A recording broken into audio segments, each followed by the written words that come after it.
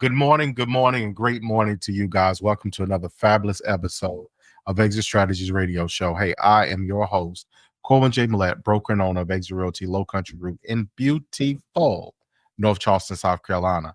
So, guys, if this is your first time listening to this show, you are in for a treat because our mission, it is what our calling is to empower our community through financial literacy and real estate education, guys. We are legacy building.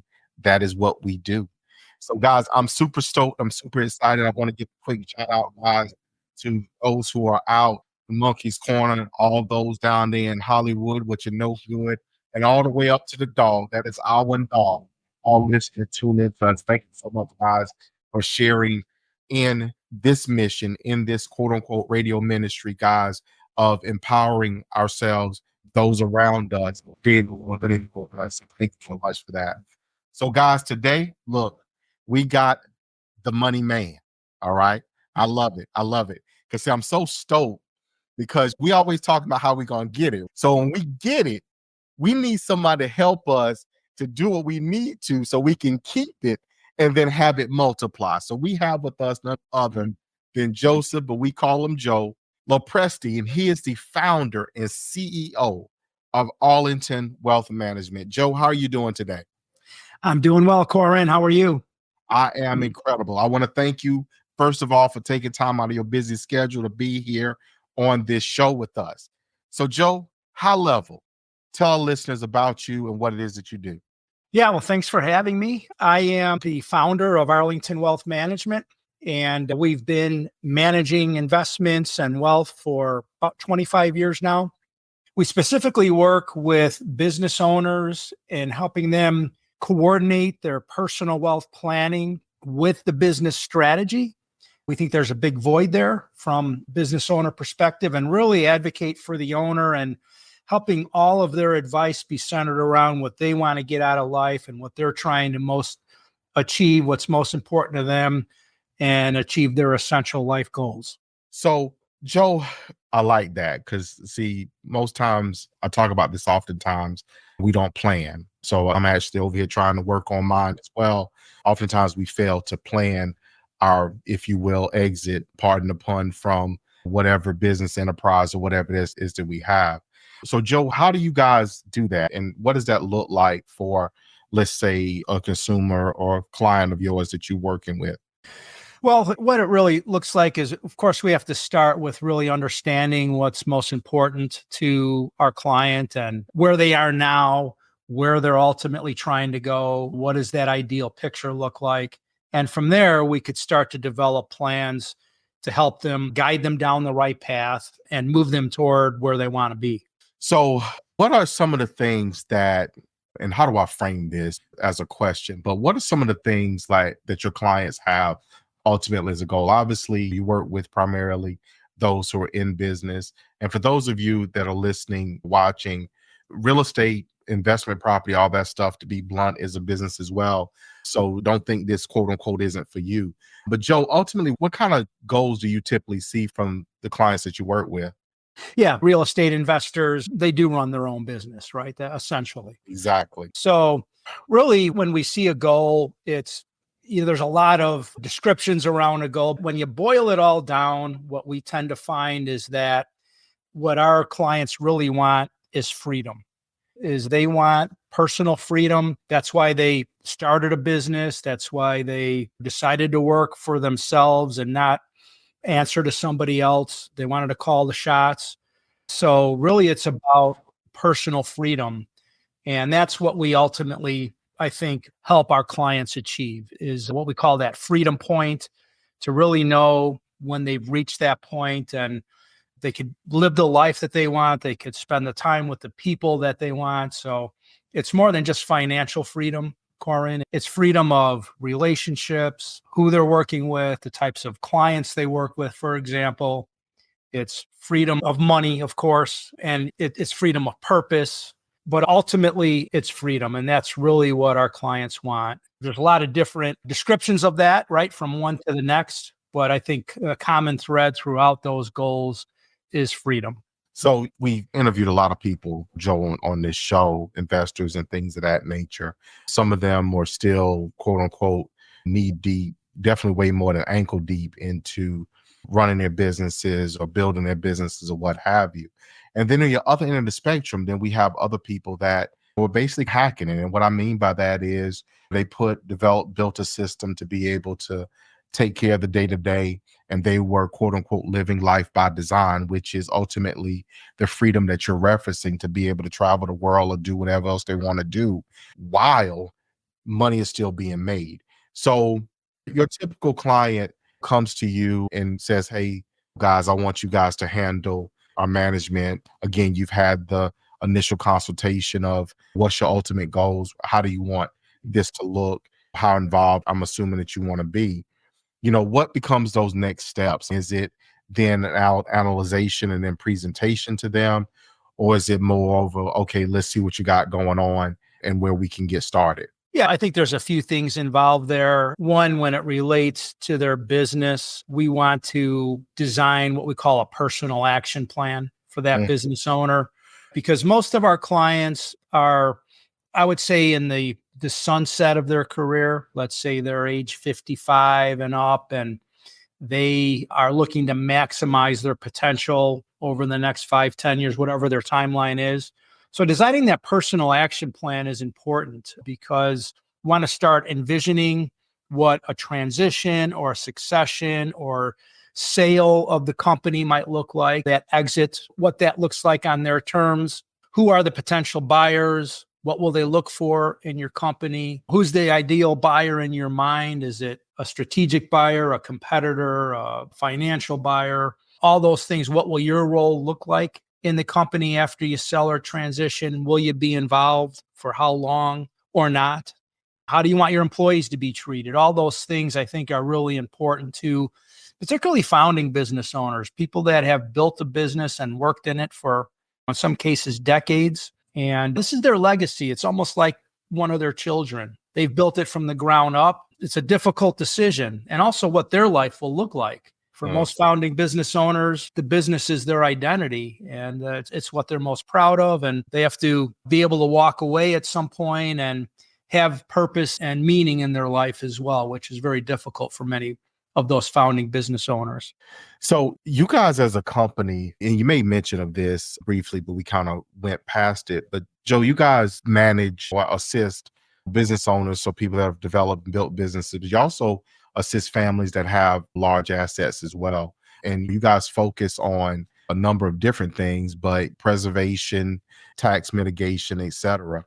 So your average client net worth, what does this normally look like? And how do you guys figure out what section to focus on? I'm assuming you take a look at taxes and returns and things of that nature to have an understanding if there's an opportunity to work to mitigate tax liabilities and restructure. Does that sound correct? Yeah, tax mitigation is a big part of the wealth management that we'll do with a business owner. And that, of course, depending on the type of business, it could be applied on the business level, could be applied on the personal level. Usually there's a combination of the two. As far as net worth, there's a pretty broad range. I would say our sweet spot is working with businesses that have, say, $1 million to $25 million in annual revenues. We're not working with the super small businesses, and we're not working with the very large companies either. Our sweet spot is that kind of that mid-range business what we really find is they just don't have a lot of quality advisors available to them that really understand what their needs are and what a business owner, the decisions that a business owner is going to go through in their life cycle. And that's where we feel we're uniquely qualified to do that because I am a business owner. I also co-authored the book with my daughter. I have a little bit of family business experience and transition experience. And a lot of our clients are either they're of the same vein or they're searching for their own type of transition opportunity. That's interesting. You touched on something there a moment ago about the decisions that business owners make. That's something that I have a lot of that conversation here, and some of my closer, if you will, colleagues we shared this, but the decisions sometimes that are necessary or unnecessary decision that you don't make. Because sometimes it's legitimately, especially family or the small mom and pops, if you will, sometimes you make the decision with your heart versus your mind. There's a time when you need to be downsizing and eliminating staff, but you look and you say, well, these people, your staff are like family to you. You want to make sure you take care of them because they have family to take care of. So you continue on when you really should just have eliminated the staff positions or otherwise downsize. Those are the hard decisions that business owners make. So you as a company, you guys, what I heard you say is that you're able to understand that, hey, you may get to this point. So let's, as we have the opportunity, let's prepare ourselves as best as possible so that in lean times, we're still able to manage. Does that sound about right? Yeah, I think the focus there, the message is design the exit. If you let the exit happen, it's not going to be on your terms. Much of a transition in a business is about the ultimate buyer, whether it's the new owner, somebody who's buying it, if it's internal transition, family transition, because really at the end of the day, they have to carry on what you've built and find a way to make a profit on it, right? That's what they're buying. The way to make an exit about what you want is design it ahead of time and think through all the things that you're going to be dealing with. And a lot of business owners we find don't even really know what it is they're up against because it's the only one that they go through in many cases. It's not like they've been through several other exits. So educating them and making them aware of what they're going to be up against, what type of decisions they're going to have to, making sure that they're not missing something important in their own thinking. I like to jokingly call that the dumb tax because a lot of business owners look back after they exit out of a business and they regret it a year or two later because they didn't think about something fully through. It could be they learned about a tax strategy that somebody else implemented that they wish they would have known about. It could be they could have thought about a way to have their employees treated better through that transition that they didn't think through ahead of time. So really thinking it through, designing the exit, and that's why we call the book that we co-authored, me and my daughter, Exit by Design. If you don't design the exit, you're going to exit by default. We want to make sure it's according to what you want most with that transaction. I love that. So let's talk about the book. So you and your daughter wrote this book. For our listeners, guys, Exit by Design. Okay. So Joe, let's talk about it. What was the catalyst for you and your daughter in putting this together? What was the motivation in order to structure a book? Yeah, it was a couple of things. First is that we feel there's a big void in the advice that business owners get from their various advisors. So they work with an accountant, they work with a financial advisor, they may work with an attorney or insurance specialist, but they're all giving them what I call siloed advice. The accountant talks to them about the accounting and the financial advisor about financial advice, and each one operates in their own professional silo. What we really find is important is for advisors to reach across their professional silo and collaborate with each other. And by doing that, it creates synergistic advice and synergistic strategies that can enhance wealth for a business owner. So that was one motivation. The second is that we feel that very few advisors, let's say financial advisors, kind of our background in the wealth management industry, really understand the unique needs of a small business owner and how all of their decision points can coordinate into a wealth management plan and being able to create a unified strategy. And, we feel that we know that a little bit better than most, again, because we are small business owners ourselves.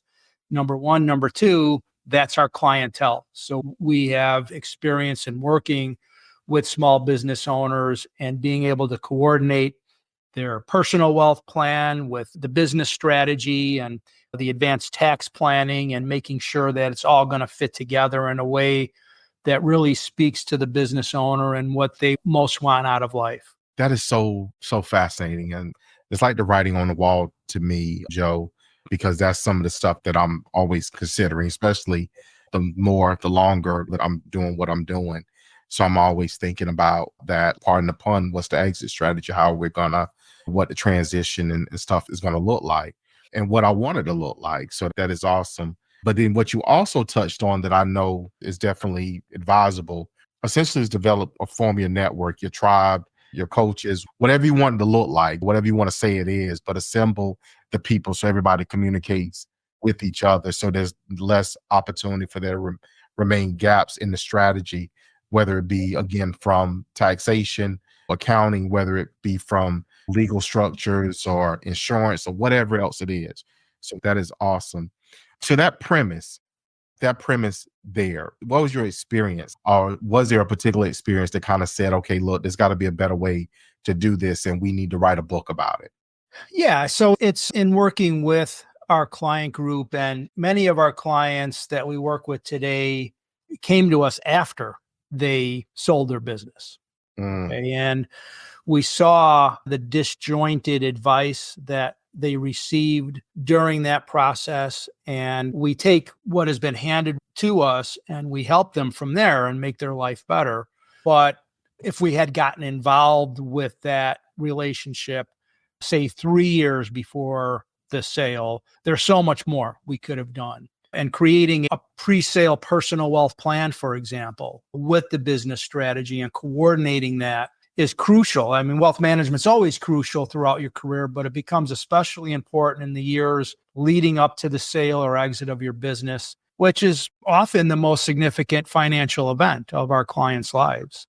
So when we look at proactive planning in areas like building your cash flow, minimizing taxes, wealth transfer wishes, asset protection, all of that can significantly increase the money you and your family retain from a business sale if it's thought through proactively before the transaction. And I think that's just something that many owners overlook, that pre-sale wealth management, because they're so focused on either the day-to-day business decisions and operating, or if they're into the transaction of sale, if they're into that process, that could be all consuming. And that's where their focus is, that they miss crucial opportunities to enhance family wealth through strategic and advanced wealth planning before the sale. Exactly. So, Joe, let me make sure we take this opportunity now. I'm sorry, I was going to ask you a question, but I want to make sure we get your contact information out for our listeners. So where can people reach you? How can they find you to connect with you, get more information, et cetera? Yeah, sure. So I would be willing to offer any of your listeners a free ebook or audio version of the book. You can get your copy at exitbydesignbook.com. Awesome. And you could also connect with us there. My company website is arlington-wealth.com, arlington-wealth.com. And you can find me on LinkedIn and so forth if you wish to connect with me that way as well. Awesome. So, Joe, let me ask you this one. And this is usually what I frame or refer to as the mic drop question. It's a hindsight question because if we had the ability to go back and look over our lives, a lot of us would have done at least a few things different. Some of us would have done a lot. So in this process, you have a tremendous resume. You've been doing this over 30 years, almost 40 years. What if you could go back and look at all that time? If you would have known it back at the beginning, would you have done differently that would have either assisted you in catapulting your own business or otherwise furthered your endeavors now? Yeah, that's a good question. There's a couple things that come to mind. If I had to choose one, I would say I would have implemented what I call the freedom point concept in my business much sooner. I do that now with all of our clients. And the freedom point is when you've accumulated enough wealth to do whatever you want, whenever you want, of course, within the bounds of reason, but when you can live your ideal life without worrying about financial constraints. And it's more than just funding your lifestyle. Like I said earlier, it's securing your freedom of time, who you're spending your time with, whether you want to apply that to business and the types of clients or employees that you're working with, the relationships, your purpose in life, really having that freedom to live the life that you want. Most owners of a business value personal freedom above all else, like we started the conversation off with. One of my favorite quotes is from Henry David Thoreau, and he said that wealth is the ability to fully experience life. And that's what I think. And knowing that freedom point is so important because you make decisions differently when you know either you're at your freedom point or you're not at your freedom point. If you're not at your freedom point, there are things to do to build the value of your business to help you get to your freedom point. If you're at your freedom point, you probably want to make decisions differently than you would if you weren't at your freedom point. I think that's important. True freedom comes from when you could step away from the business, not just with financial wealth, but with your ideal personal life. And I think that's a concept that really our clients resonate with the most right now. Awesome. Awesome.